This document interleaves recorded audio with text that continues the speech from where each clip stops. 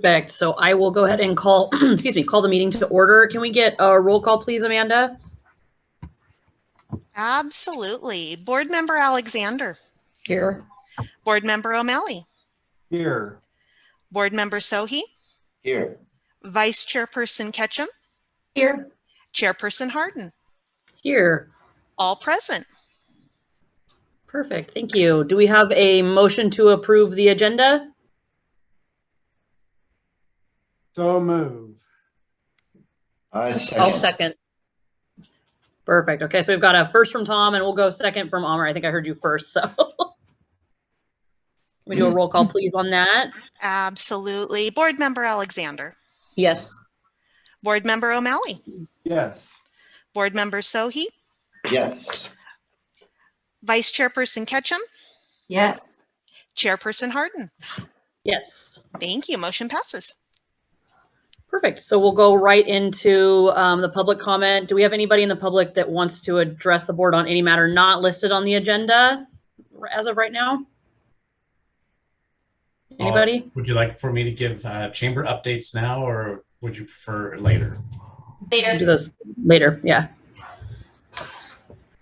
Perfect. So seeing with no comments, then we'll go ahead and close the public comment period. And then next on the agenda is going to be the consent calendar, which we've got the TBID draft action minutes from August 18th and the special meeting from August 1st. Is there any board member that would like to pull an item from the consent calendar?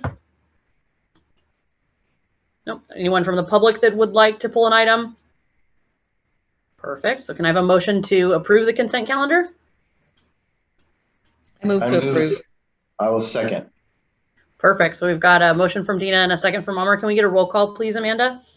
Certainly. Board Member Alexander. Yes. Board Member O'Malley. Yes. Board Member Sohi. Yes. Vice Chairperson Ketchum. Yes. Chairperson Harden. Yes. Thank you. Motion passes.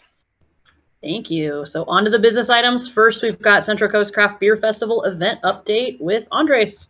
I think you are good to take it away. All right. Yeah, thanks for having us. So we are set for October 23rd.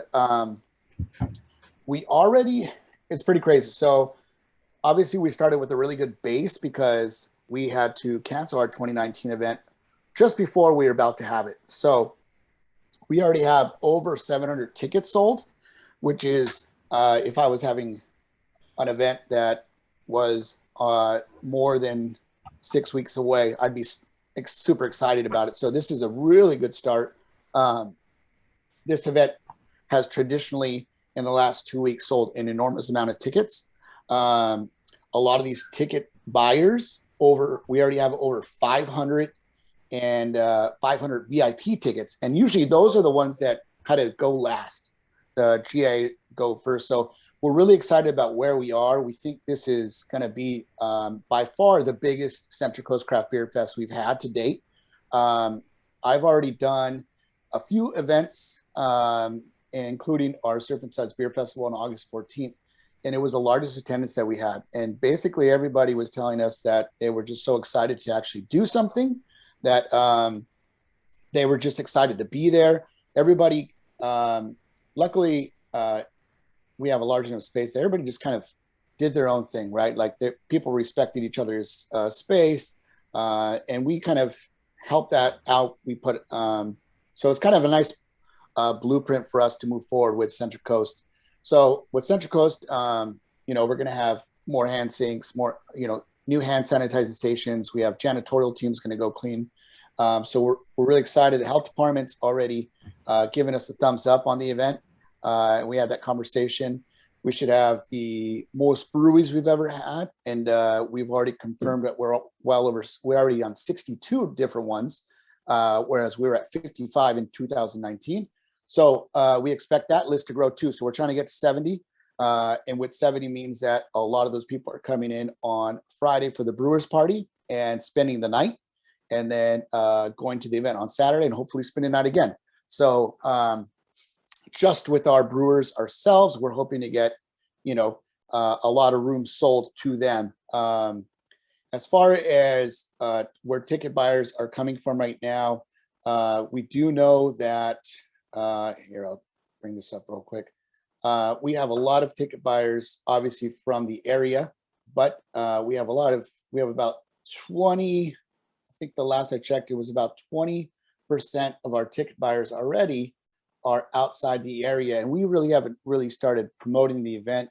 Well, I think this week we're starting a social media. Okay, so right now, well, there's a lot of ticket buyers from Fresno and Morro Bay and San Jose. So those are in our top 10 cities already. So we are starting a social media ad campaign that's going to start next week, and we'll target cities that are outside the immediate area. In the immediate area, we're working with New Times, Santa Maria Sun, American General Media, and that's who we're doing our local ad buys through to get word to the immediate cities in your guys' area, basically SLO County. And then for Santa Barbara and Ventura County, and then north of San Luis Obispo County, everything is done through social media. We're also excited. We're going to buy an ad on Spotify. We've never done it before. I got a Visit Ventura actually put me onto it, and they've had a lot of success doing it. So they did it during the pandemic, and they got a lot of feedback from it.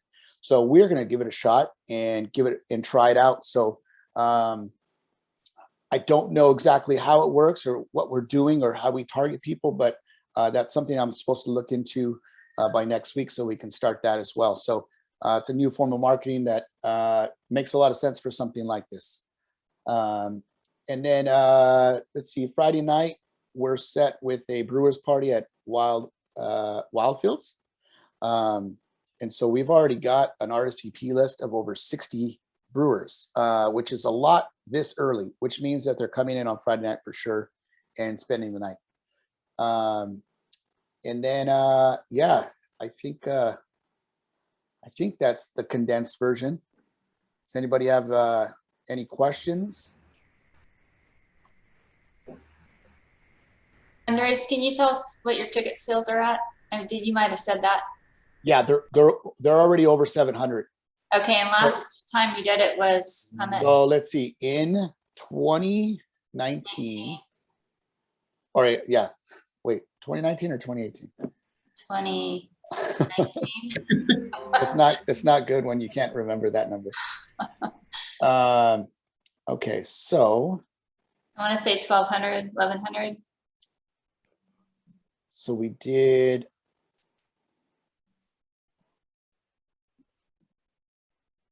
Sorry, Wow, put you on the spot. that's unfortunate that it was so long ago. That's how far I had to scroll down on my ticketing. Okay, so we sold a total of we had over 1,500 tickets sold. Okay. And that means that, you know, the way we count attendees is tickets sold plus ones that we give away are not including that. So we sold 1,500 tickets. We probably had definitely had over 2,000 people in attendance. So we expect to far surpass that number in that year alone. So I could tell you. So on leading up to the event, we sold on the day of the event 100 tickets. The day before 125, another 100. So basically we averaged about 100 the last 4 days. That's 400 tickets sold the last 4 days of the event. And if we couple that with what we already have, that puts us almost at 1,200 tickets sold. And that's before we have a long gap and we haven't really started. You know, the print ads are going to start pretty soon. The radio ads are going to start pretty soon. Social media is going to start. So we really expect to be in a really good spot this year. And we're really, really excited about it. We have some great music. We have some really good vendors. A lot of new vendors that we've never had before from outside the area are coming to join us too. And so a lot of them are actually staying in Atascadero as well. So that's exciting for them to come from outside of the immediate area. And the food trucks, most of the food trucks are all local. We do have one from Santa Barbara coming. But yeah, I mean, those numbers. So we sold, so get this, in 2018, we sold 600 VIP tickets and we're already, I think we're already surpassed that number this year. So And that again is a ticket that goes last, the GA. So we're actually, I'll take that back. We're at 500 and just about 50 VIP tickets. So we're almost at the VIP tickets. General admission always go last because it's the cheapest one. And VIP are the ones that we really try to push. So I feel extremely good about the event. I feel comfortable doing the event.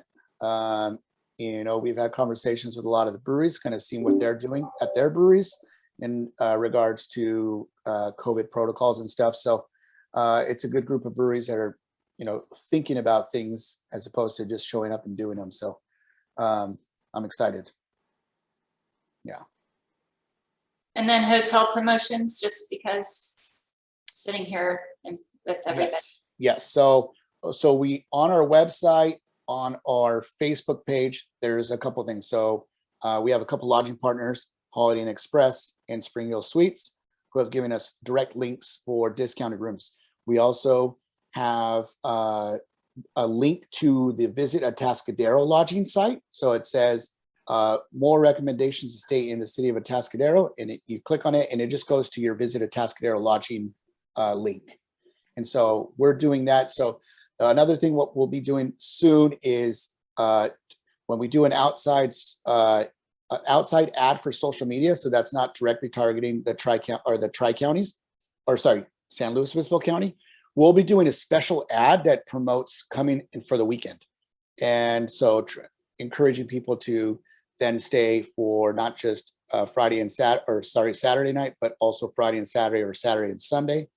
And we are going to try to do a tap takeover on Friday night in 2019. And we had 6 people who were going to do it. So we're going to try to do that again so that we can encourage guests to come in on Friday and to go walk around downtown to the participating tap takeovers. And what those mean is they're basically just going to put taps on from the guild members. So they may already have some on there, but they'll put special ones on there. So that's something that we'll definitely are excited to do. So yeah, I'm excited.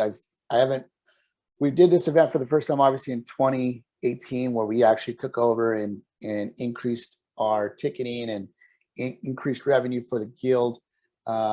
And we had some great momentum heading into 2019. So, 2020. So this is something that we really think that it's gonna, once it happens really good one time. So like this year, when there's a lot of people there and there's a lot of breweries, that's all it takes. And then it's just gonna go to another level, and we can have 3,000 guests. It's not crazy to think that we'll sell over 3,000 tickets, especially the location. So once people show up and they see the location, they're going to be blown away. And it's there's a lot to do in the immediate area as well. So I'm hoping, I think Josh, I think I emailed you. You guys had a tent on site in 2018. It was kind of the first thing people saw, and it just kind of pointed people in the right direction. I think it was you guys, or was it the downtown group? I can't remember, but It was the downtown group. okay, so it was really helpful because guests came and they're like, okay, after the event's over, we want to go get pizza. Where can we do that? Or we want to go get a cocktail. Where's a great place to get a cocktail around here? And they kind of just pointed people in the right direction and told them more fun things to do in Atascadero. So if we can have that again on site, that'd be really helpful as well. Count us in for both that and for, sorry, Josh, Atascadero Fall Fest, because what we'll probably do is visit Atascadero. We'll share with Chamber and Business Improvement District as far as the staffing part and all of the collateral. So I know we're going to talk about promotional material coming up here too, but while we have you, go ahead and put us down, and then we'll backfill it that way. Because I know Josh and I can wrangle up some folks to help us staff. But that's pretty effective. And what was really helpful too, we actually put in the cup a little flyer, and it had a bunch of different businesses that were offering like discounts, whether it was like buy one get one, and that was really helpful because that puts it in their hands no matter what. they have to get a glass and they have to take that out of their glass and then open it up and say, what is this? So if we can work on that again, that just is another layer of making sure that they actually physically are holding something that tells them to go to different places in town. That's awesome. And I could give you the specs on what size that is, so that we can work on that.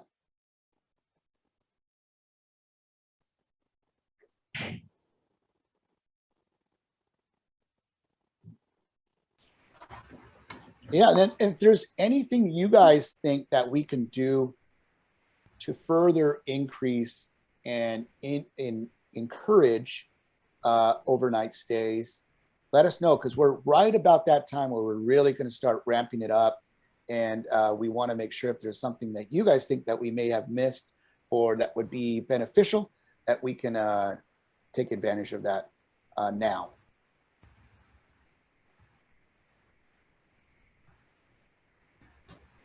Perfect. Any board members have any questions on all of his info?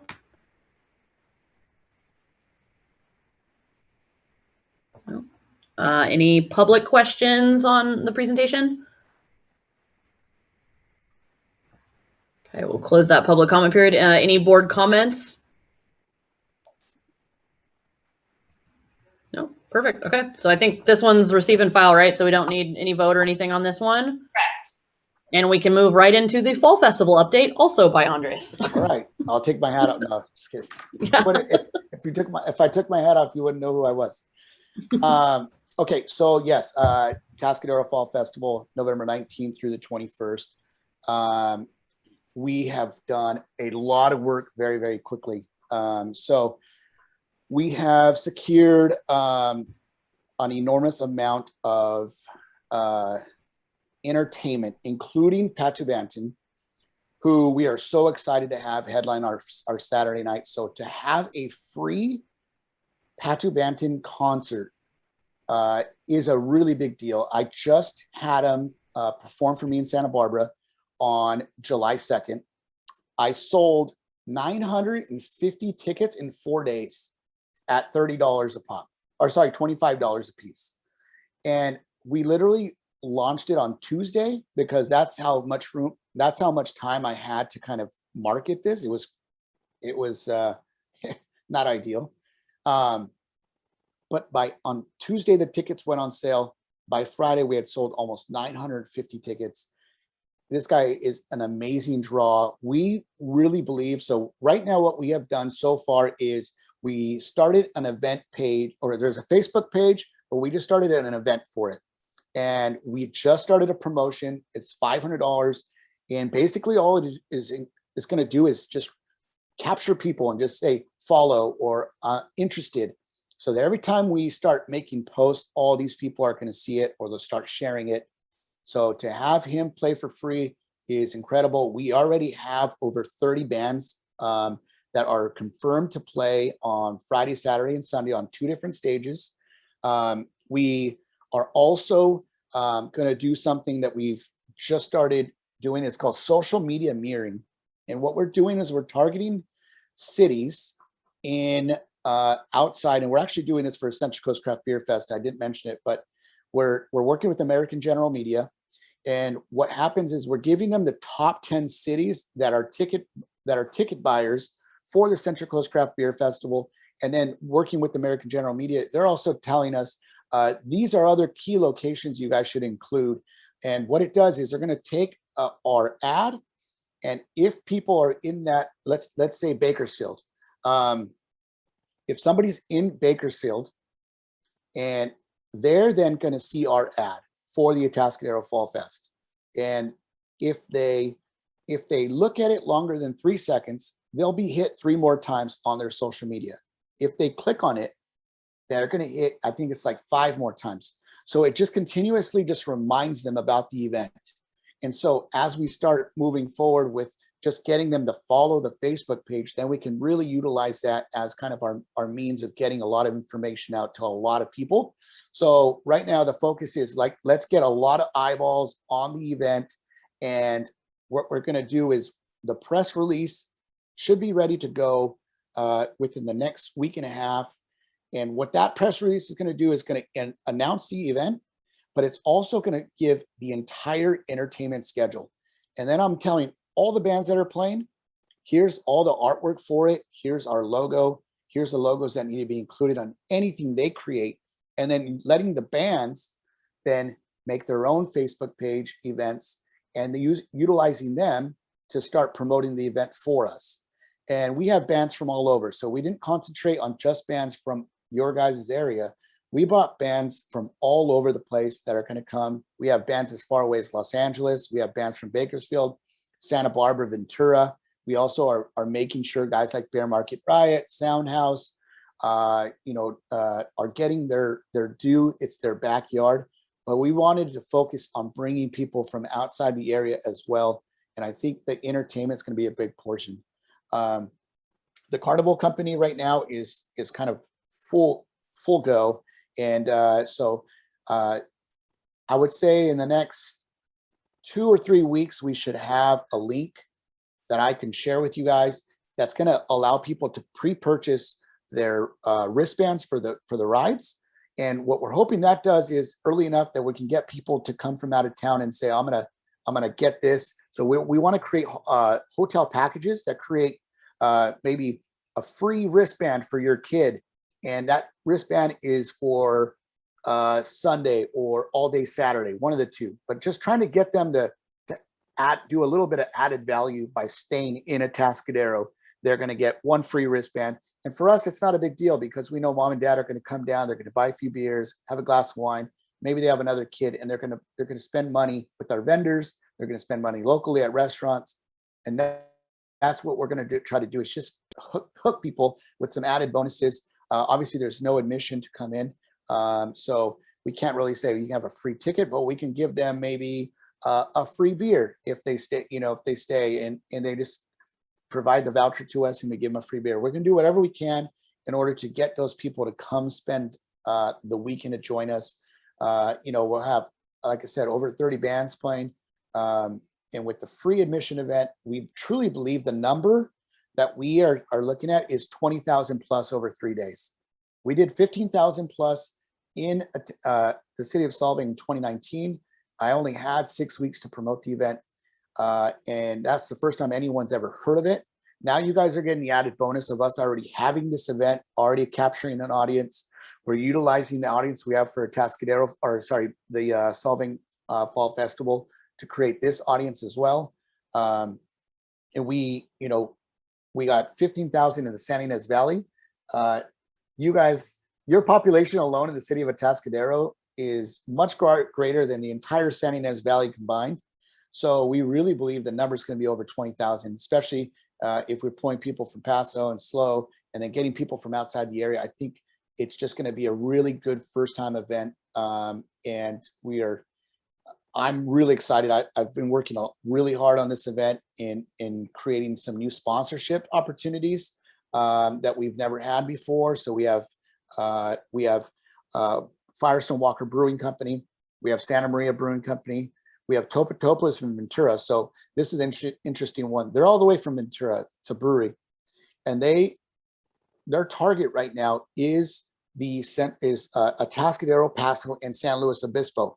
So they're spending money to come pour their beer here in Atascadero because they realize the importance of what you guys have created in terms of the craft beer scene here. So I thought that was pretty interesting, and they're really excited to come out and introduce their beer to a new crowd.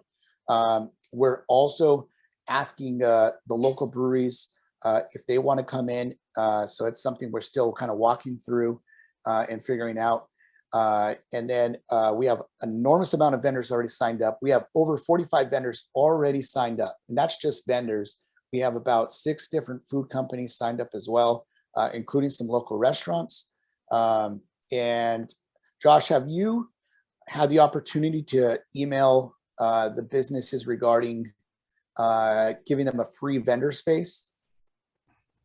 I have. Okay. I have sent them one, and we're going to remind them again in another week or 2. Okay, great. Because that's important to us. And if there are any other nonprofit groups that maybe want to come out and spend and raise some money, this is a great platform to do so, and we don't charge nonprofits to join us. So if you guys know of any nonprofits that want to come out and set up a booth, they just have to reach out to me and we'll take care of it. We did come up with some other ways to help. Like, Terry, do you want me to talk about the pouring volunteer program or?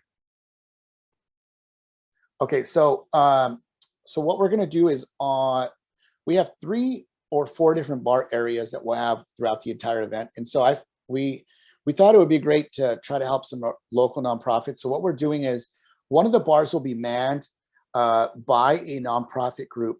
So on Friday, there's two different time slots. On Friday, Saturday and Sunday, there's 4. And so, or there's 3. And so what they'll be able to do is they're going to be the ones pouring the beer, and they get to keep every dollar from the tips that they get for that session. And so hopefully we can help them raise some money that while having a lot of fun doing so, but just an easy way to make money off of what we're doing and bringing to town. So, you know, we're just, yeah, that all the feedback's been great. I found a Facebook page called, I can't think of the name, something Atascadero. It's kind of where it's like a really good forum. Everybody just talks about things going on. Atascadero. What is it? I grew up in Atascadero. Yes. So I became a member and I shared it about 3 weeks ago. And it was pretty cool to see the positive feedback that we got from it. We got a lot of people following the page. We had a lot of people super excited about it, asking questions. We even had some vendors come out and say, hey, I'm a vendor. Is there any way to join us? So we're communicating with them. So we want to utilize pages like that. Those are really important to us because there's so many people that communicate about everything that goes on in the city that we can, you know, easily get that out to them.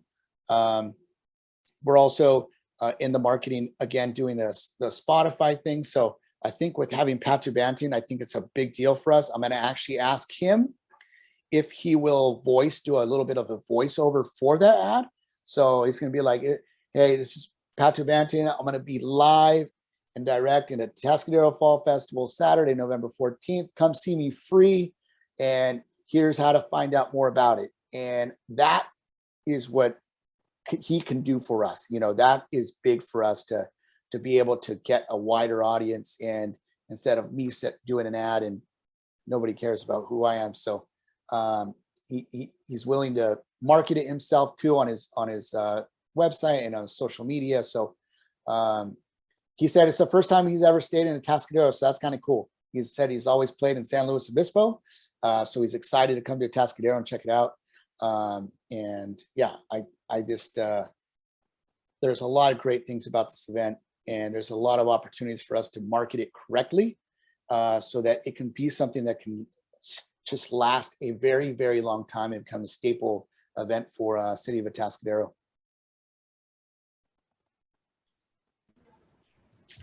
Perfect. Thank you, Andres. Is there any questions from the board on the presentation? No. I mean, I have one quick one too.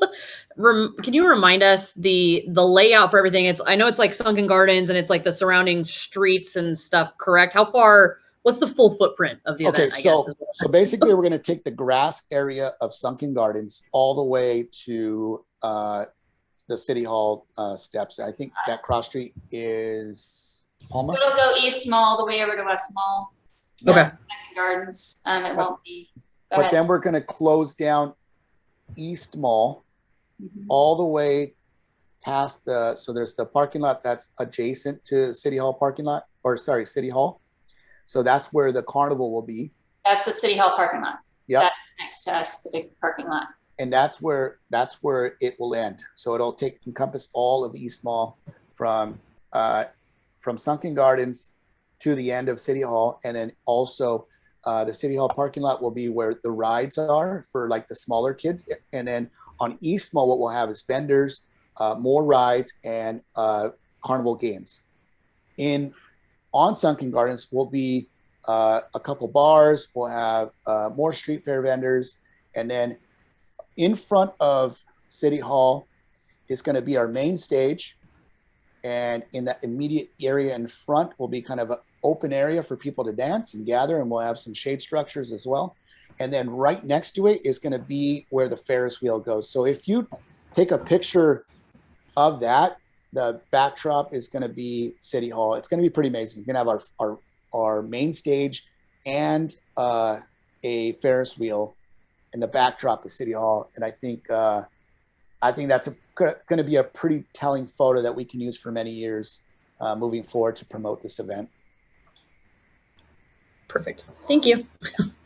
Any other board members have questions? I have a question for, I think, Josh. I heard you say about the nonprofits. Do the downtown businesses and whatnot know about this event? And are they ready for this event for a lot of foot traffic? You know?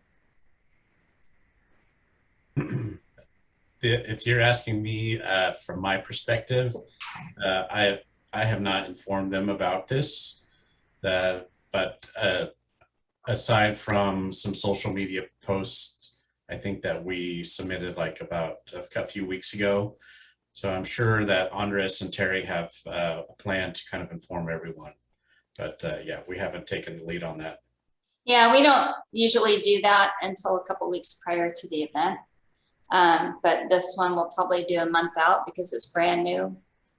So we're not quite there yet, but come the 1st of November, end of October, we'll be doing that.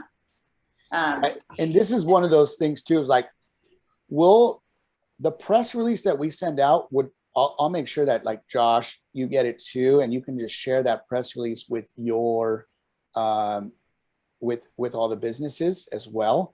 And then I'm assuming, Terry, the press release you'll send out to the hotel group so everybody can kind of share that information. Yeah, I'll send the press release from you out and blanket everything. That's typically how it works. So I send it press, I send it downtown businesses that are blind copied on there, along with hotel groups citywide.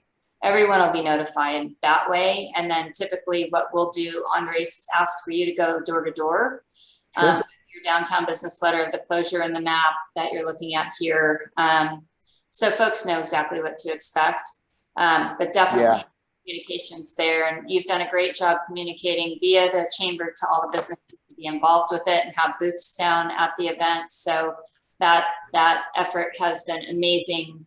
I mean, that right there, everybody's aware of it. It's just top of mind, isn't there? It's not their top of mind thing. So we'll definitely do what we normally do. So what we probably can do is like, so I can utilize the Central Coast Craft Beer Festival, which is going to be on the 23rd. And what I'll probably end up doing is staying an extra day so that on Monday I can knock that out. So on Monday, I can just go around downtown and just kind of talk to everybody. And that gives them, it gives them about 3-week notice at that point. The school district's already aware of it because, and we don't have to get into the weeds of this. Just want you guys to know we've already talked to the school district. I've talked to them about how they're going to be shut down on that Monday, Tuesday, Wednesday, that the City Hall parking lot's not going to be available. Because if you look over where the carnival rides are, the school's right there off of Lewis Avenue. It impacts the whole, people dropping off their kids and that type of stuff. So we're on it. We're doing all that stuff to make sure that part's communicated. Part of our partnership as TBID, City, and working with Infuego Events with this new event. That's a good idea too about that Monday right after the beer festival, because it'll be fresh in their minds. And I mean, last thing we want is those downtown businesses to be overwhelmed, ill-staffed. You know what I mean? People aren't able to go to, certain restaurants and cafes right down there. So I mean, that's a great idea to do it right after. So it's top of mind and a few weeks away. I'm excited for this event. I love the date and I'm excited for it. Yeah. I mean, that's for us, that's the thing. It's like, it's not one of those May, June, July, right? That where you guys already have that traffic, and hopefully this just adds an additional week to what you guys, or weekend of what you guys have going on with some of your stuff you guys have on the later part of the year too. So we're excited. I think it's gonna be super fun. I really do, and I hope you guys all can make it out.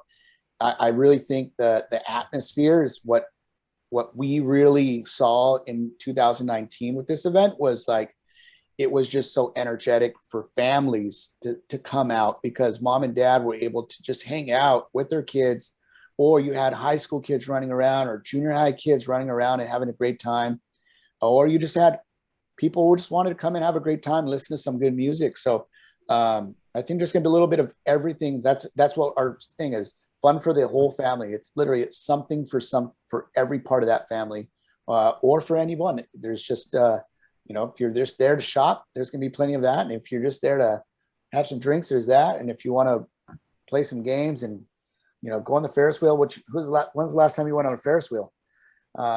So let alone in front of City Hall.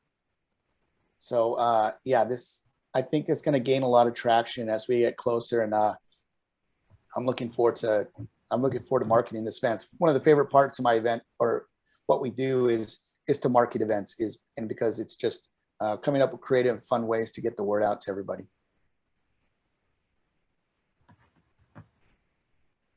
Perfect. Any additional questions from the board? Okay. Any members of the public wishing to speak on the item during this public comment period? If not, we will close public comment period. Any comments from the board members?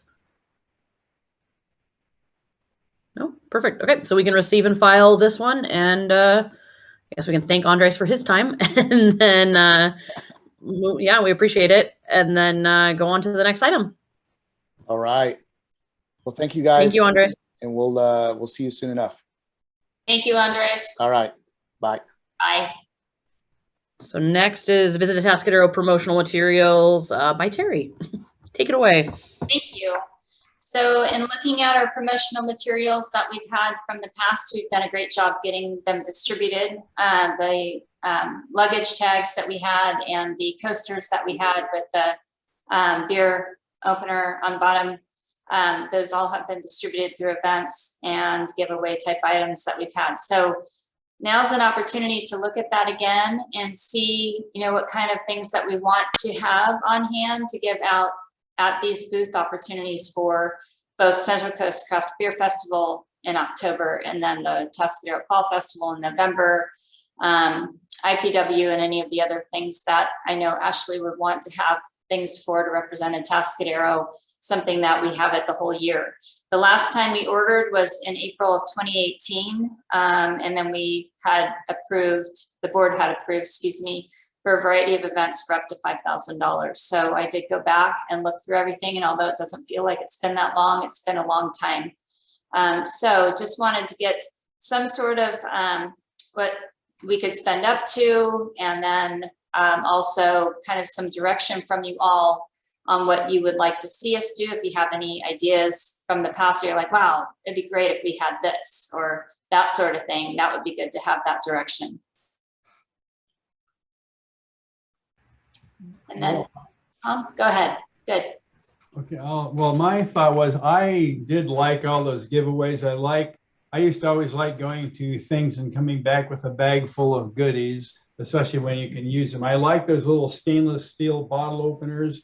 The downside on that is I wore them out. You couldn't see anything on them after a while. I think it's worth having it engraved or something, because I still use those key rings on a lot of things and give them out to people, but it doesn't say Visit Atascadero anymore because it's worn off.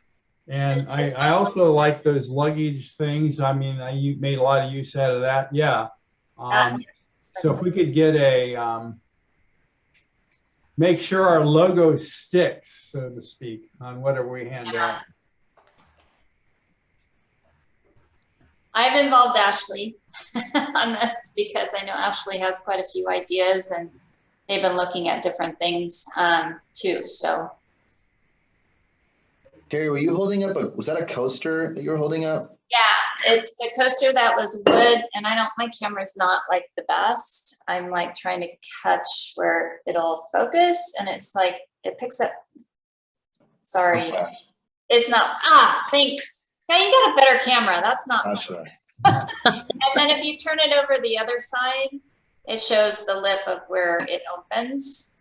And then we've had luggage tags. You know, I know y'all remember the luggage tags. They probably weren't so popular. They made a lot of sense, but we had them a lot longer. And then we had the bottle openers, the other bottle openers that Tom was referring to. Were cool. And then I've had the little memory sticks that have the Visit Atascadero on. You know, that's exactly it. I got to be like this. There you go. No close up because it doesn't work. But anyhow, yeah, this is the other one then that we have, which is more me ordering for the business side. And then we've had the bags. So these are the little, what you call it, memory sticks with the logo on it. And that does rub off. And we've had also the battery chargers. We had that for a bit because I know I still have burdens. I don't have hearts. I don't know what that means, but. Did you say bags also? Yeah, we have bags and I might have one floating around, but that's about it. Like canvas bags or something? Or? Yeah, they were kind of drawstring bags. Some are orange, some are silver, and they have Visit Atascadero on them. Gotcha. So those are kind of the variety of things that we've had. Well, did you say that Ashley has some ideas to share? Yeah, she does. I'd be really interested.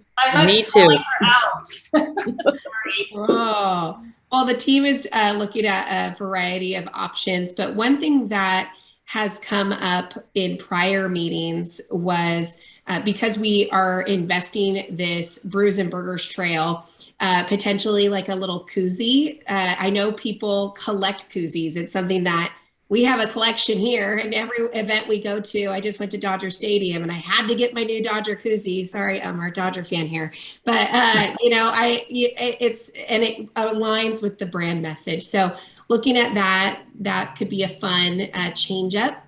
Definitely, I hear you on the bottle opener. There are other types of bottle openers. So we were going to look at that to see if there is a version that you can engrave. So even if the color sketches out, you can still see the words. Visit Atascadero. So looking at that, Josh, you mentioned trucker hat. It's Megan, our art director, was like, what if we did some really cool hats? And so they're looking at that as an option. That could be really fun. There's also these really cool keychains that we're seeing them in hotels now too. Some of the boutique hotels that have actual keys that you're entering in. There's these like little plastic kind of keychains that are really cool. Like this? Like they look like this, right? Like that.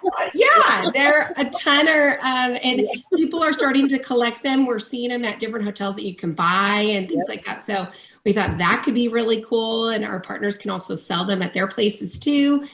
So there's potentially a little tumbler. We talked about growlers. Those do get a little expensive. Just Terry and I had a conversation on quantity. So we have a lot of ideas. We'd like to have this item, with this budget in mind, and then our team can come to Terry with a list of the ideas, knowing that budget, and then we can make some solid decisions on what we move forward with. Very good. And on the city side, we do use stuff like this too. So I'm happy to pitch in, split it.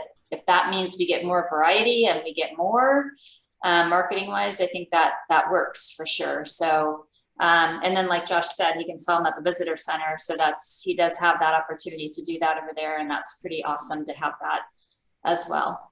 Well, I like to jump in. I like that you held that up, Patricia, because I was just looking at, you can order like remakes of classic ones. And I was thinking about getting a bunch myself, but I think what makes you think of lodging more than those kind of old-fashioned keychains? And if you had that with the Visit Atascadero logo and link right into the hotels, it would be I think that'd be a great thing for handing out. I would use it for all kinds of things, and it'd be a great giveaway. That I think people like those kind of things. that and the bottle openers and a wine opener. Yeah. Yes. Yeah, it looks good to me. I think the only question I have is if there's other organizations that are participating with it, is it going to be like multiple logos and stuff like that on certain things? I remember like there was one glass, which, I mean, it looked great, but it was Visit Atascadero teamed up with another, I can't remember if it was the Central Coast Guild or if it was something like that, and it kind of sort of diluted the message a little bit. That's the only question I have. Yeah, I think it'd just be a Visit Atascadero, but it kind of makes you think of lodging, those old-fashioned things, what I kind of like about that. And then you think, oh, well, look, I'll check here for, check here for lodging, and it'd be, just, oh, I'll go there. Yeah, I think that's the one, Terry, where I feel like I don't remember if Visit Atascadero's. It's at the bottom of, so it's like right here at the, yeah, I'm doing good. I think it's my background, actually. It's the visitatascadero.com's at the bottom of the logo. And that was done on purpose. That's the city. We ordered these from the city. We wanted to do the cruising weekend logo and then the visitatascadero.com underneath, so people would go to the website. And then we share this expense with the Guild, which is why the Guild their logo is on the other side of the glass. So would this be for like exclusive Visit Atascadero type of? Yeah. We use visitatascadero.com just for the, our brew at the zoo. On the other side is visitatascadero.com. Yeah. This glass for the Mid-State Fair, specifically visitatascadero.com, and on the other side the fair logo. So we've done a lot of that. Brew at the zoo, we actually did visitatascadero.com, no logo, but we did a red panda. And then on the other side was Brew at the Zoo. So it depends on what it's for. This is specifically promotional material, so it could be exclusively visitatascadero.com logo, or Visitatascadero, logo, and then keep it simple like that. That's what this is. And we can use it, you guys can use it. That's why I can justify doing a split with you guys too, because I'm not messing up I'm not adding anything to it as far as that goes. Yeah, awesome. Gotcha. And then Patricia, is Spring Hill are you guys going back to those OG keychains or? Nope, that's my personal keys. I have one of my personal keys. I've got them on a couple different sets. You can buy them online with like funny phrases and things like that. So I just have a couple of them. That's cool. You can order Bates Motel and anyone you want. Yeah, I just like it because it's a throwback to being in the hotel industry, and I like what it says. So yeah. Exactly, I like that too. And I'm wondering what other people think, but I used to love getting logo wine glasses, and I literally have thousands of them. We are now throwing them away because no one will take them. The pandemic has changed a lot of things, and I know just recently getting back traveling around, I'm not hauling glass with me anywhere traveling. If you had a stainless steel, a water thing that you can put beer or wine in or something, a tumbler, I would take that. But glass and too many logos, I think I certainly wouldn't do more than 2 logos on anything. I think you just it becomes noise to me. But I'd do whatever Ashley said. Too much power, Tom. Too much power. Well earned, though. I think there's a lot of good options, and when we will share, and Terry will give you example imagery for each one so you could clearly see, and then we'll also do just our due diligence in making sure on the quality side. So when we send you those options, they'll be set to go and you'll feel really good about the quality on that. Very good. So, I'll have Patricia take it away from here. Yeah. Any other questions from the board at this time? We kind of grilled you a little bit, but any public comments or anything? Anybody from the public wishing to speak?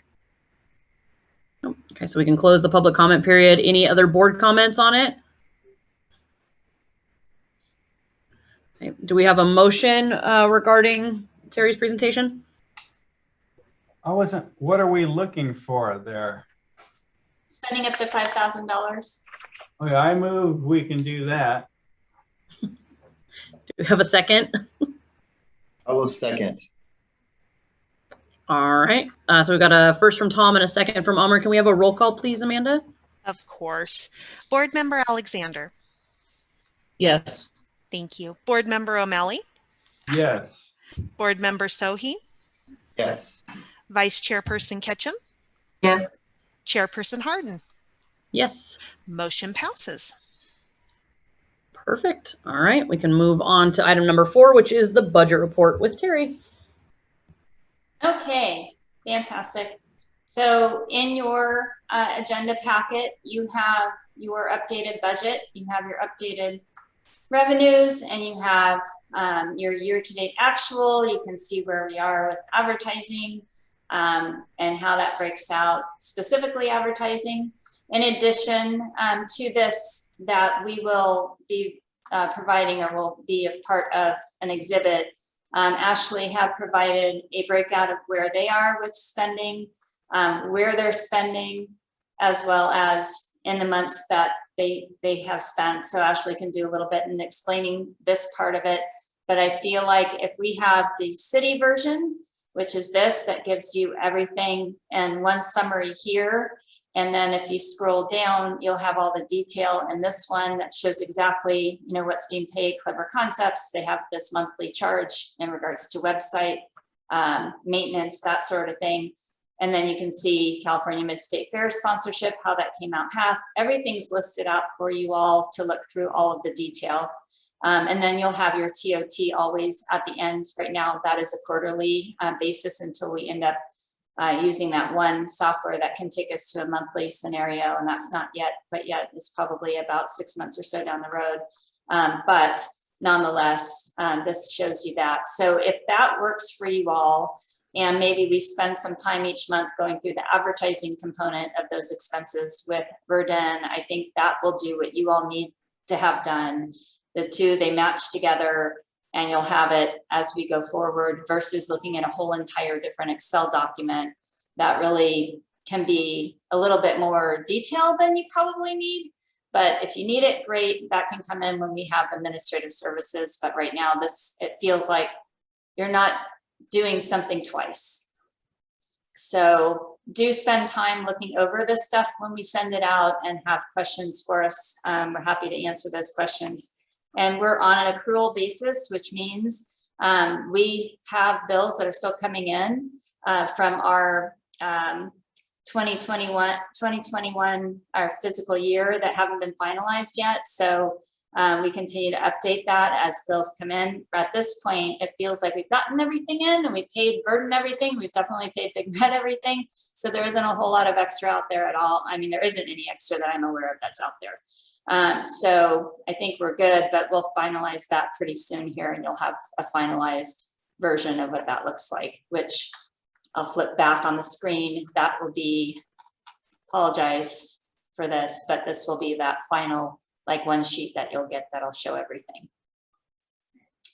And then Ashley, I don't know if you want to take us through this a little bit, just a broad brush. Yes, this is actually the media plan. Right. So this is the media plan for the paid media. I did email over just a little while ago, Terry, the budget for the full year.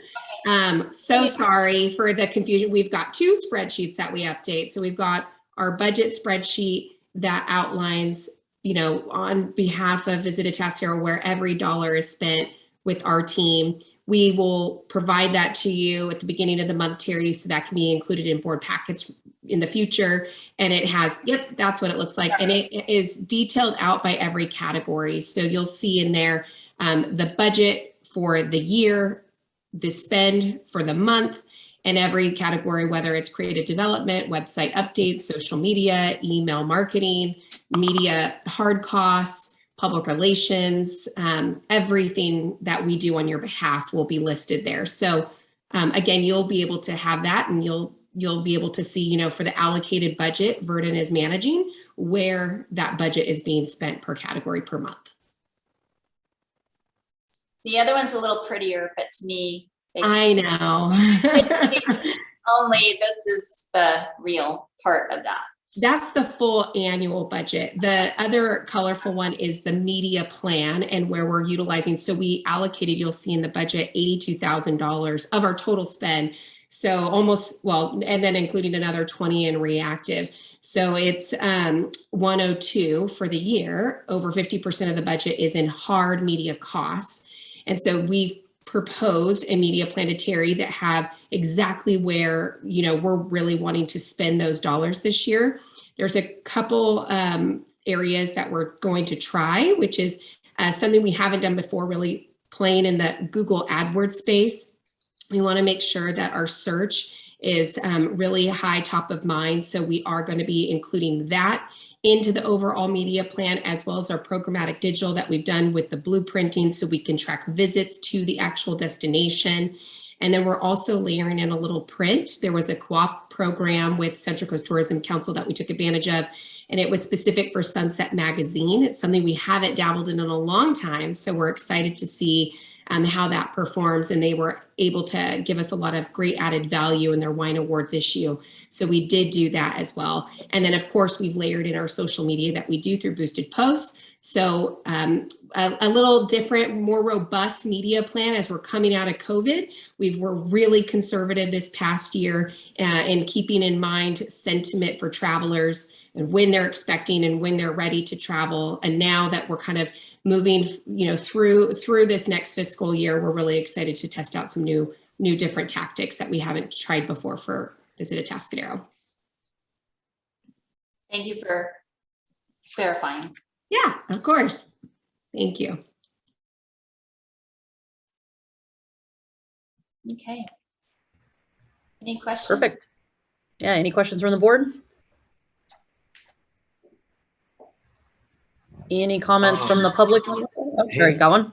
Ashley, was that that Sunset Magazine, those hard media costs, is that September, October, November, or is that March, April, May? Is that where that 10,000 per month is coming from in the media cost? No, it was actually less than that. So Terry, can you go back to the tactics? So that cost is $4,500. It's October. So this is the full media plan for the year of the $82,000. We also have $20,000 of reactive that we keep in a budget that we don't spend unless there's a reactive opportunity that comes our way. This is the actual planned overall media plan. And so, yeah, that'll come out in October and be billed at that time at the $4,500 budget amount. And I'm happy to provide them both together in the next agenda packet for you guys too. And I'll work with Ashley on that. So then as you look at both, you have questions, whatever, it's all there. A couple of budget questions, if I may. And well, one, I think anytime you're doing with Sunset Magazine, I miss the days at the Margarita Ranch. That was such a great thing in our county, you know, but the world changes. You mentioned that was a good reminder that we have 20,000 kind of called a reactive budget, which I think is very important to pre-plan. Like if you have to react to something really quick, we can do that. It could be negative news. It could be a positive thing to take advantage of. So does that just roll over year to year? If we don't spend it, we just kind of keep that category. We always have 20,000 reactive money in the budget. Yeah. Our philosophy has always been to make sure that we have a reactive bucket that we can pull from, because we don't know, sometimes like Slow Cow might come up with a co-op that's new that we want to participate in, and we need those funds active. So at least it's not having to come back to the board for approval. It's just a line item already managed on your behalf with your approval, of course. But yeah, we always I think that's really good. I'm glad you reminded, we were smart enough to do that already. So good.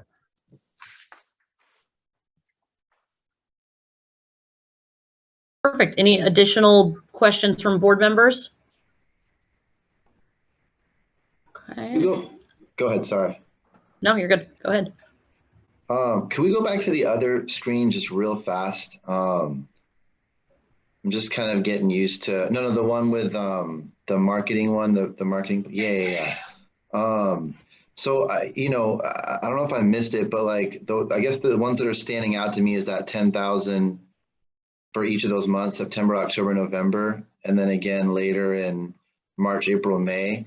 Is that, what's that for exactly? Or do we know what that's for? Or I know that's typically when we hit those seasons a little bit harder, correct? Yeah, that's hard media costs. So, you're right. In the budget spreadsheet, the media plan I just sent over to Terry for approval. So it's new in the sense that this is kind of, we wanted to get some approval and kind of a clarity on the media plan. I need to go in to this budget spreadsheet that you're viewing right now to match them up. But what you can see is, if you see on the far left where it says media cost, the budget at $82,000, and then we've got reactive media at 20,000. So that 82,000 matches the media plan total, but the month by month total I just need to update. So I will do that, and I will send a revised version to Terry. Thank you for catching that. So do you see how that equals 82 at the bottom there? I just need to update my monthly totals to match the budget spreadsheet.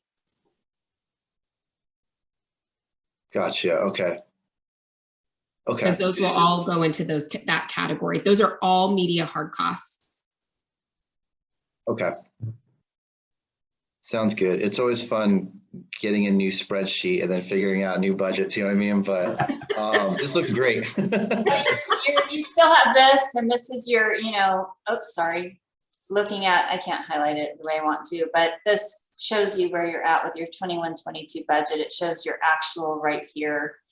So spend some time reacquainting yourself with this again, and we can always bring back Jerry in finance to kind of take you through it again, just to keep that refreshing. It's not like you look at this every day, you're looking at your own numbers and spreadsheets and spends and things like that, but it all rolls up into this. So that's always important for you to see the summary and really feel comfortable with it. And that can break down into what Ashley did. So scrolling really fast, I apologize on the eyes, you're gonna have all of the detail here that's gonna marry up to what she has shown you too, that you'll see. So there won't be anything that you won't catch. And this is stuff that's always been provided, just not in what we've been used to with Big Red Excel document format. Same information, just laid out a little different. You got it. You got it. And that ending balance for June 21, was that 250, was it? June, let me go back up here. Let's see. So we had our ending available balance, and that was the 395. And then that 395, I haven't even looked at this in a little bit. Yeah, the 395 is the ending available balance in 2021, and that's still being sorted through. And that always comes up to be your 391 right here, or excuse me, 390. This goes here, and For then beginning. Yeah, and then that becomes your beginning available balance. So as this is being kind of finalized, you're going to get more of a finalized version. When it's finalized, let's do this. Let's have finance come in and take you through where you're at. I think that'll always be a good way to go at the end of every budget cycle when things are more finalized. And we can do that under like November, December. So it's kind of like your 6-month mark in a way. And then you're feeling good about where we're at with everything. Okay, that sounds good. This looks great right here. Okay. We were super conservative last year. That's for sure. We did great. Very. Yeah. So for obvious reasons. So yeah, I mean, Well, you definitely see that in the expenses. And, yeah. I like the presentation. I like that it's a subset of the city budget, and to me, it's presented more concisely, and you've got multi-year comparisons. I think it's going to be a better approach for myself. We'll see how it goes and how people feel. But that sounds good. And then we always, take it and break it out even more. So again, you have two sheets you can really look through quite a bit and see all the different numbers and how they're working. So yeah. Very good. I'll write myself a note, maybe targeting November, because I believe December we're off and then we come back in January. So November would be good timing to have, if I can get Jerry's attention to come back would be great.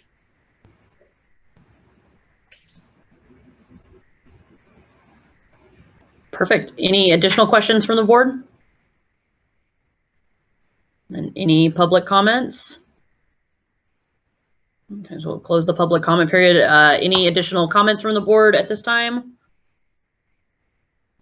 Seeing as no comments, we can receive and file on this one and then move on to the agenda updates. First, looks like we've got the Visit SlowCal TMD update by Amr. If I can stop real quick, Yeah. can I have, if y'all don't mind, because Josh has a hard stop, for him to go first versus last, Okay. would be great. Yeah, okay, so we'll do Josh first with the Chamber and Business Improvement District update. Thank you. Thank you, everyone. Good to be here in front of all of you. Yeah, I have a date with the ABC office this afternoon, so you'll have to excuse me. I have some good news. Yesterday, the Board of Supervisors voted to finally allocate the $125,000 for our BridgeWorks expansion. And this is going to be joined by the city for an additional $125,000. So we will be starting construction very soon. And the reason that's exciting is because yesterday as well, as you've noticed, the power has been going out around town. And we had 2 people from Google come out of their house and into the co-working space to work remotely. And that's exactly the kind of folks that we want to start having in our BridgeWorks co-working space and in this community. And so, of course, we were just like buzzing with excitement because we had 2 Googlers in here, and just like, I was trying to be really cool about it. Like, oh yeah, I've heard of Google, but inside, I'm trying to think of like, okay, so how can we brainstorm to get more folks from Google down here and working in this community, or just visiting for the weekend and things like that. So I'm going to try and play it cool, and over the next couple of weeks kind of, tap into this, because the thing with the tech crowd is they are kind of underground. They work from home, and they may be working in Silicon Valley, but they work out of their house here. So it's hard to find those folks. So anyway, that was exciting yesterday. In our events upcoming, we have the Art, Wine, and Brew tour on September 24th. That's next Friday from 5:30 to 8 o'clock p.m. Tickets are on sale now for $20 or $25 at the door. And we have about 25 businesses signed up. So it's a fantastic showing from our business community, and we have some wonderful wineries and breweries participating. Some folks are not doing beer or wine, they're just doing coffee or water, and that's great too. So they'll be hopping downtown next Friday. Next up, we are hosting the following Wednesday, so the Wednesday after the Art, Wine, and Brew is September 29th. And we are partnering with the city and the Atascadero State Hospital to host a job fair. We've been hearing about this from lots of our members and from the community, that this is a challenge for folks to find qualified employees. So we will be hosting the job fair at Sunken Gardens in conjunction with Farmers Market from 3 to 6 p.m. If any of you are interested in participating, it's really simple to just sign up to get your complimentary booth. Just go to the Chamber's website and fill out some information. And so far we have several businesses and with the school district, a lot of healthcare, of course, the state hospital, a couple restaurants, and fast food. So if you're interested, please sign up. We want to get as many businesses there. And then meanwhile, we're also blanketing kind of a lot of the apartment complexes in town and putting up posters on their their like community bulletin boards, try and get folks to know about the event and show up and hopefully get a job. On to our wine passport. Again, thank you for your sponsorship for our wine passport. We launched that on June 25th, and now we are in mid-September, and we have sold about over 150 passports, and we've got a lot of great feedback from everyone that's purchasing them, and we've gotten great feedback from those who have been wineries participating. So we've been hearing that people are joining wine clubs and bringing home wine and buying food and, you know, purchasing candles, like everything that we had hoped would happen by driving folks to their business is working. So we're going to send out I kind of want to prove to you kind of just how much impact it's had. So we are going to send out a survey to everyone who's purchased a passport and ask them if they visited a winery, hotel, restaurant, brewery that they had not been to before, and if so, which ones.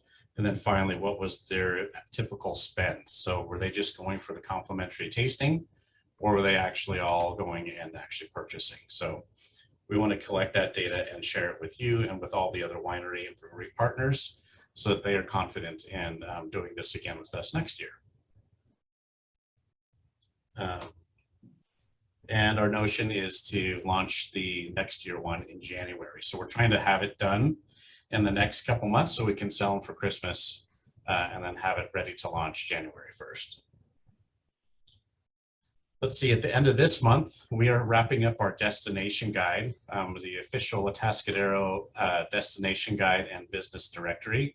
And we've had a lot of interest from many of you have purchased ads, and we're in the process of writing some really good content and adding maps, and that's coming together. And once that is completed, I'll be delivering a series of boxes of destination guides to your hotels.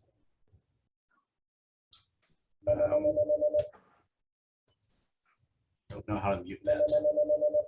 Sorry, that's just gonna be ringing here for a second. And finally, one thing that Terry and I have been talking about, and we may have touched on this last time, is we are very, very early stages in talking with Peloton magazine about putting on a North County bike tour race event. I'm not exactly sure of the name yet. It doesn't have a name. It doesn't have a program or a location or anything like that. But there's a lot of energy and excitement about this region being like one of the world's premier bicycle or biking destinations in terms of like, I'm probably not going to say this right, but like the hybrid, where it's kind of like off-road on the dirt, but also on like paved road as well. So working with the Peloton magazine, we're trying to put together a 2 to 3 day event.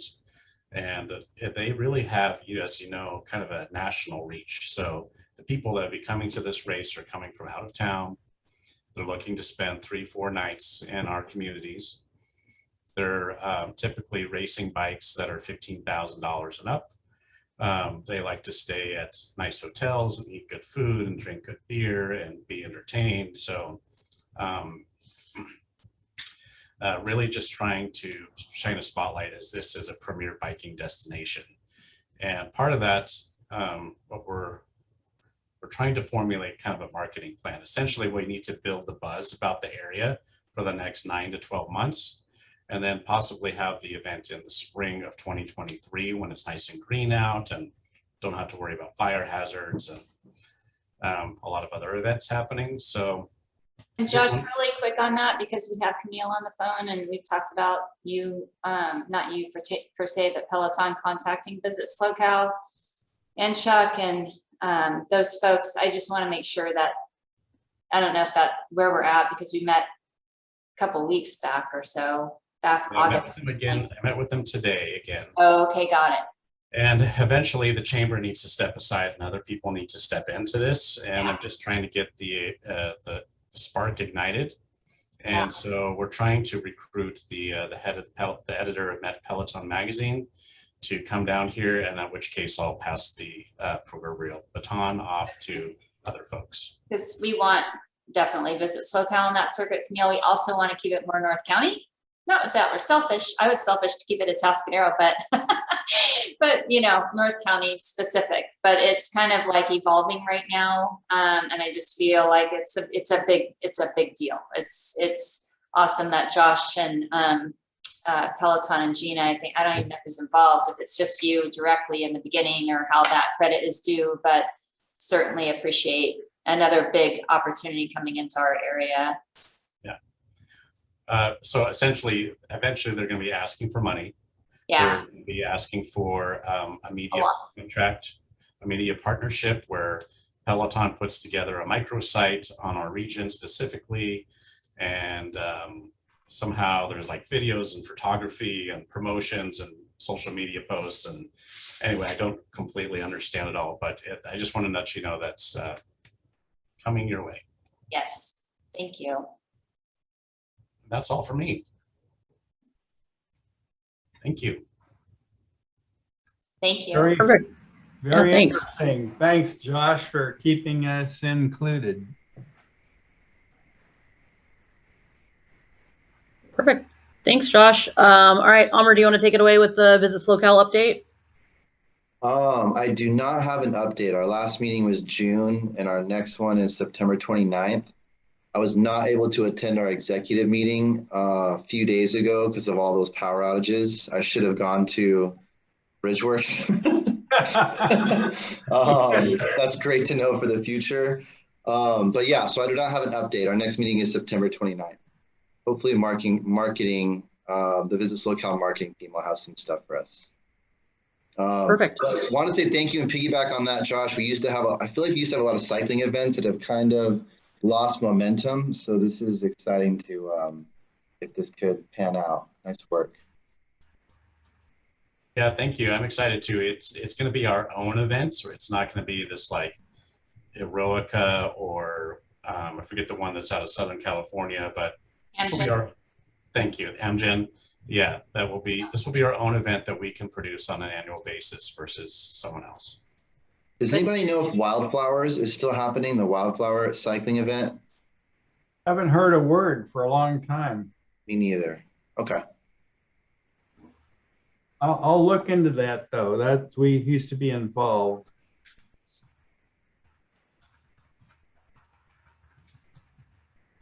Perfect. Okay, so then we can do the Visit SoCal Marketing Committee update with Ashley. Ashley, I can start.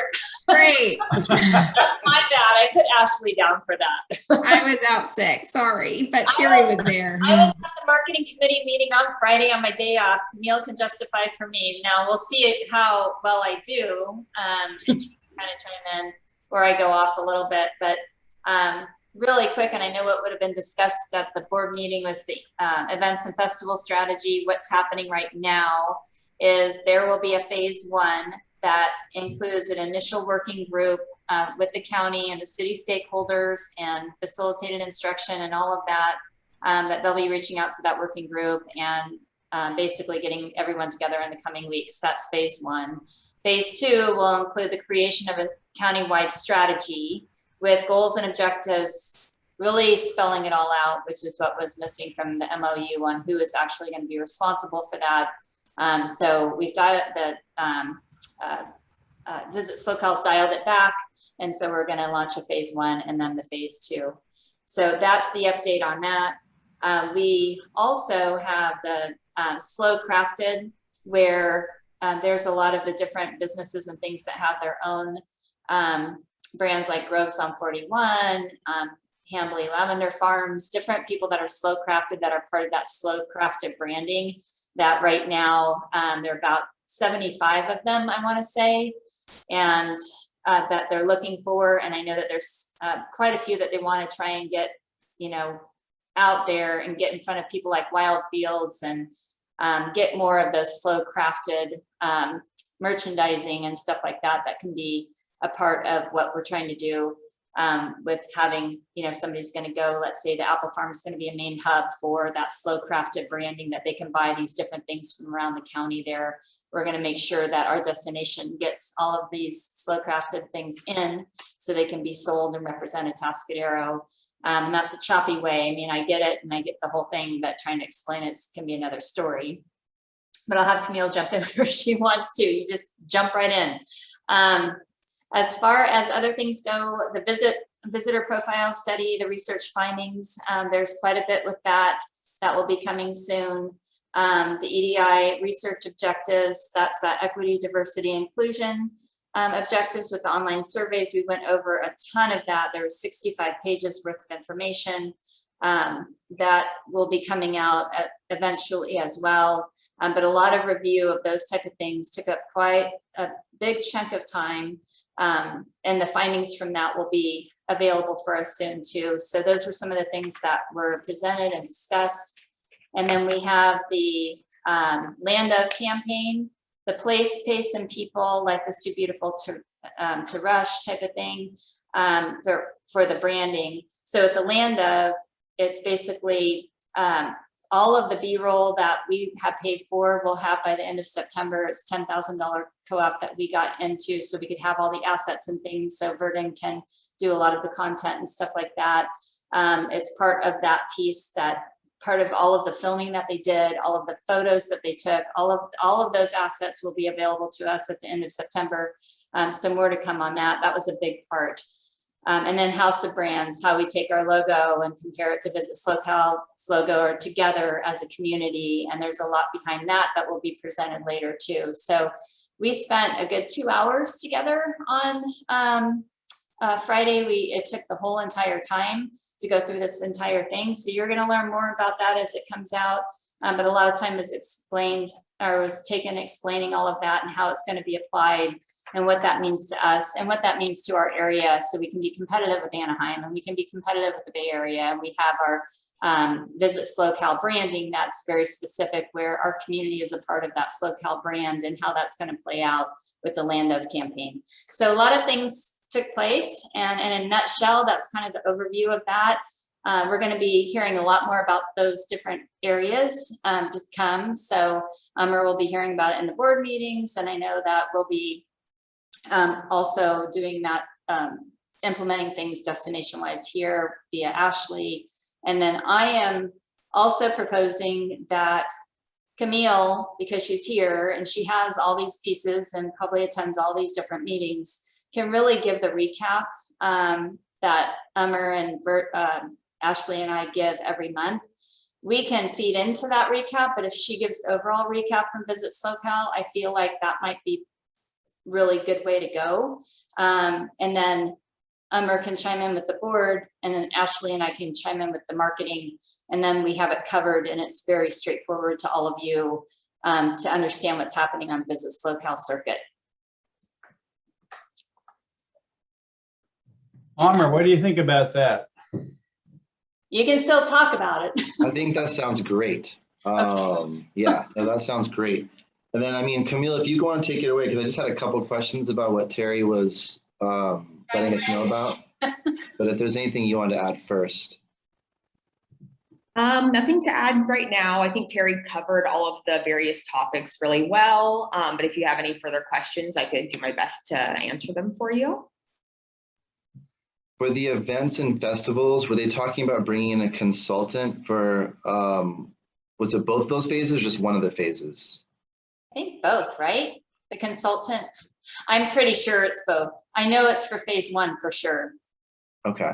Definitely phase one, there'll be a consultant. And I want to tell you, I can get with Melissa Murphy on that, or Camille can tell us, but I want to probably say you're going to have a consultant for both, but definitely for phase one. Okay. Perfect. We need that because people won't talk. I'm one of them. I'll listen and then I'll talk to someone we'll get it out there.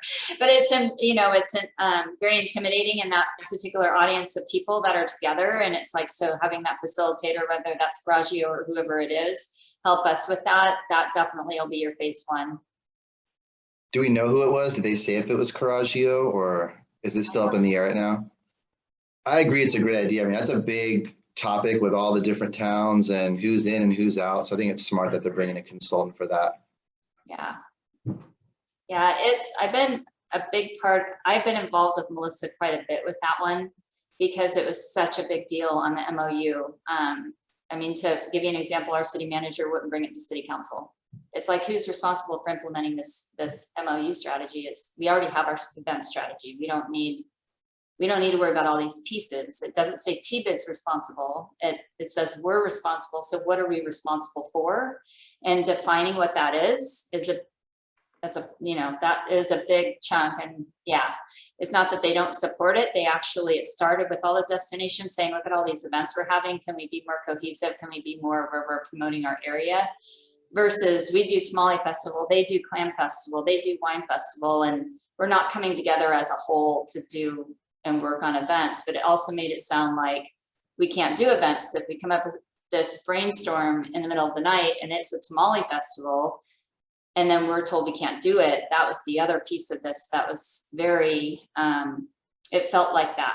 So I think that was part of the challenges, and Chuck has heard all of that, I'm pretty sure, from everybody, and the concerns that have come up because of that original MOU. Anyway, probably more than you needed, but I hope it's helpful. I mean, Camille, do you know anything about, they're talking about a consultant for the customer service initiative also, working with lodging properties. Do you know anything about that, if it passed or? So I actually don't have too much information on that right now. All I know is that they are trying to put together the survey, to get opinions from the various lodgings and partners here. But I don't know anything as far as who we're using and when it'll all be prepared and that kind of stuff. Okay, sounds good. And I think, I don't have numbers, but I do remember from the last meeting that the marketing budget, they are hitting it very, very hard. And it's exciting to see. They're spending a lot of money to compete, like what you were saying, Terry, with towns like Anaheim and San Diego. Their budget is getting very big, and they're growing staff-wise also, but it's exciting to see the amount of money that they're spending on marketing. It's very involved. And it's awesome. I mean, it's just a lot of information. So it's all good stuff.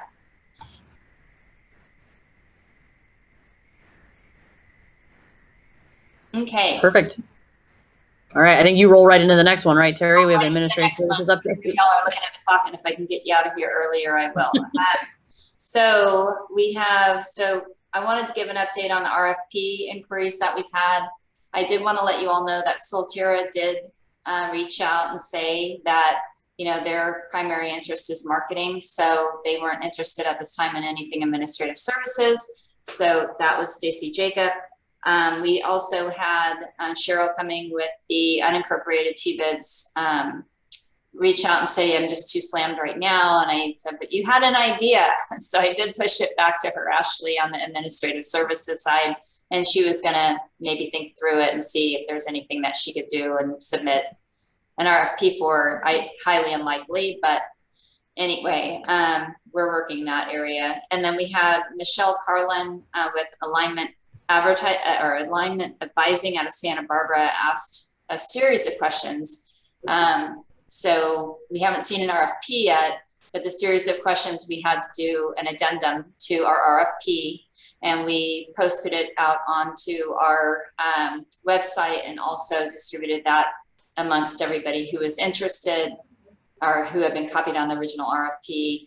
And that, just to make sure those questions are fair to everybody, that they're all getting the same answer from this onset of questions. So we'll see what happens. But as of right now, we don't have anything RFP that has been submitted. We have until November 1st. So I'm glad that we did the extension of the deadline. I know that There's, different folks are trying to help do different things and get in front of different people, because there's certainly more people that might need the information that maybe we didn't reach. But that's the update right now. Any questions on that one?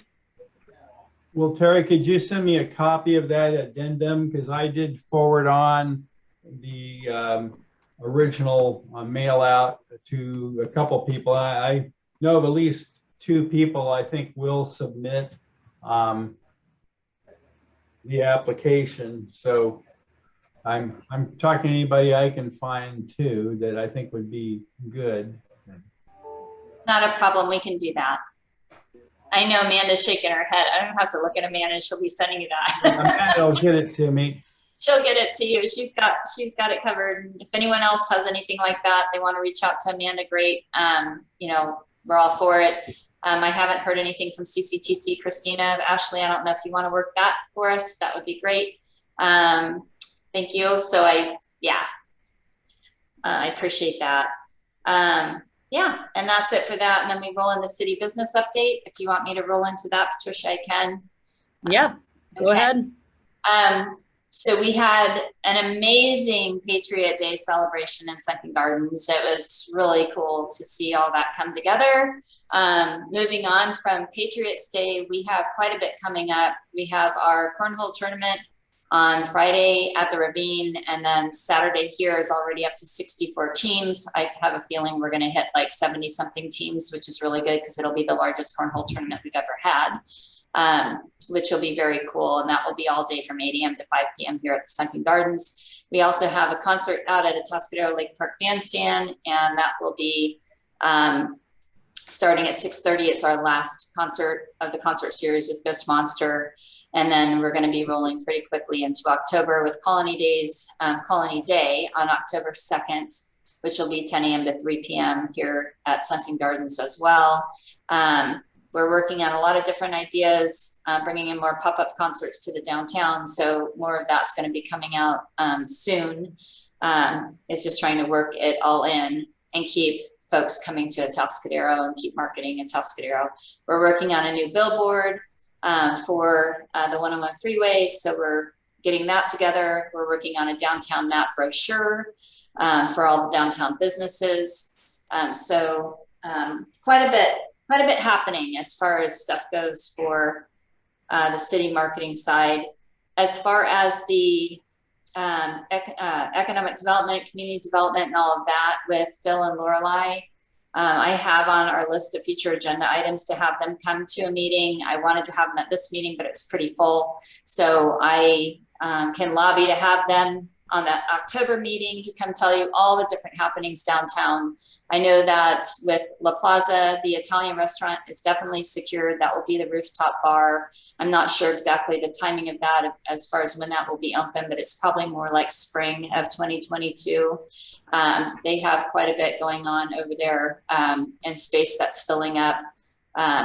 So there's, Phil tends to have his hand on the pulse with all the things that are going on with downtown, so that might be helpful in October, and he'll know more in October as well if we want to do that. So just putting that out there for everyone. And with that, that's it for now, unless there's any questions. Nope. All right, very good. Perfect. Thanks, Terry. Do we have any board member comments from any board members at this time? Okay, well, no other comments. We can look at the future agenda items. Any board member requests for changes or additions to the future agenda items list? Can you bring that up or read them off quick? I can read them off if you want. Number 1, political action topics presentation by the mayor and/or county supervisor. Number 2, update on the status of the Visit SlowCal events and festivals MOU. Number 3, short-term rental contract review, host compliance. Number 4, the Garagite sponsorship update. And number 5, presentation from city's community development department. I think those are all good. I would even look at maybe having both mayors in. I thought about inviting Steve Martin sometime. You might check in, Terry. I don't know if you've tuned in to the potential of the Paso Robles Airport, and they're working with Cal Poly, and that space port is like, I would have never thought, but it's a huge, huge potential. And I don't want to get into the details, but we actually have an opportunity to have a pretty big presence on that front. And I think both mayors might have something to say down the road.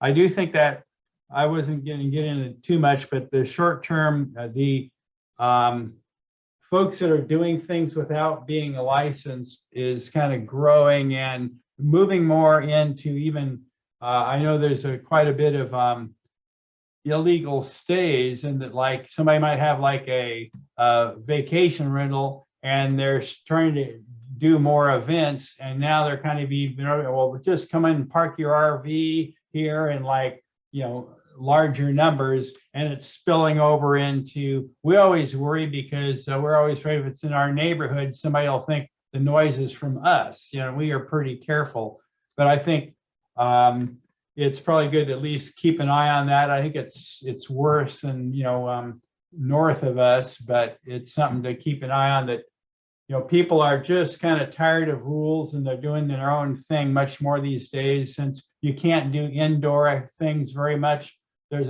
All we're doing is outdoor events and weddings primarily, and it's spilling over to a lot of folks just saying, we're tired of all the rules, we're going to go do it somewhere else. And there have been a couple of cases where there's been some significant outbreaks as a result of that, because, you know, nobody's going by any rules, so to speak.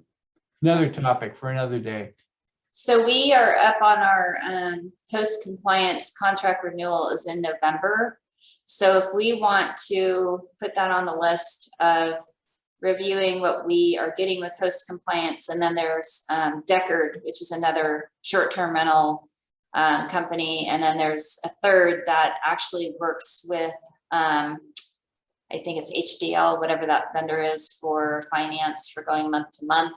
I think they offer a short-term rental piece to that, which would make sense. So now is the time really to look at that stuff. We could look at it. I haven't had any reporting come to me from host compliance from Granicus. So I can reach out to Granicus for an updated short-term rental listing to make sure that we got it covered if they are identifying any other properties that need to be called upon.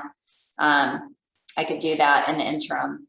Yeah, well, I think their computer searches are good, but I think it also would be good to get an update from the county. What are they seeing countywide? And then specifically looking at our area. But I think it might even be more of an issue of how does the average person in the community know how to report that there's a problem. I don't know what to do with it, so to speak. And I've had several folks, you know, call me, well, how do I? And I try to refer them to, well, here's where you can send in. That was something that Big Red wasn't really timely on, but they were an avenue for following up on that. And that's something that's kind of fallen through the cracks, you know, that we might revisit it. I don't think it's like a major problem, but it's something you don't really want to have keep growing either. Yeah, and I have a funny feeling it's more about host compliance having the right contact person now, being me, to tell me here's where you're at with this, and then I can always get with the county and if there's anything else, but usually it's host compliance that would come by way of Big Red. So I will get with them on that. That's easy. I'll send an email when we're done. And then we can include it on the next meeting if that works for you guys. We can get a Garrett East sponsorship update because that's November as well from them, and to see how they're tracking on things. And Sounds focus good. on. Okay. I agree with Tom. We haven't reviewed host compliance for a long time, and that would be interesting to review. And I guess while you're on that topic, does anybody know what's going on with WineSpeak? I've reached out, Tom might know more than me. I reached out to Amanda to try and get a meeting with her, and she's been super busy, which doesn't make me feel super good about doing WineSpeak in January, but I can reach out to her again. We've been so busy, her and I, that we haven't been able to connect our calendars, but I've been trying to do that. And she's been responsive to that, wants to get together. I just haven't done it yet. So what I could do is we could do a wine speak update next meeting as well. And because it would need to be in order for it to happen in January. That sounds great. And just to confirm, like what we invested in last year, January of 2020, which got, or 2021, it got canceled and was going to get transferred to 22, right? I'll have to, let me look back on that. I'm not sure. I think so. Well, 2020. we might see if we could both run down and meet with her in her office, maybe. Her and I, talk in parallel, because there's about 3 events we kind of, connect with together, and along with Doug, we got to find out. We're already planning, thinking through the winemaker dinner and the wine festival, and a couple other things that they do with us. But I kind of have a feeling it's not happening, but it'd be good to get an update of, well, what would be the plan. She's kind of getting involved in some other parallel things, which is taking a lot of time. But it'd be, why don't we both see if we can say, hey, you can kill 2 birds with 1 stone. You can catch us both. We'll come to your office, kind of a thing. I've made that work before. So we'll talk maybe tomorrow or something.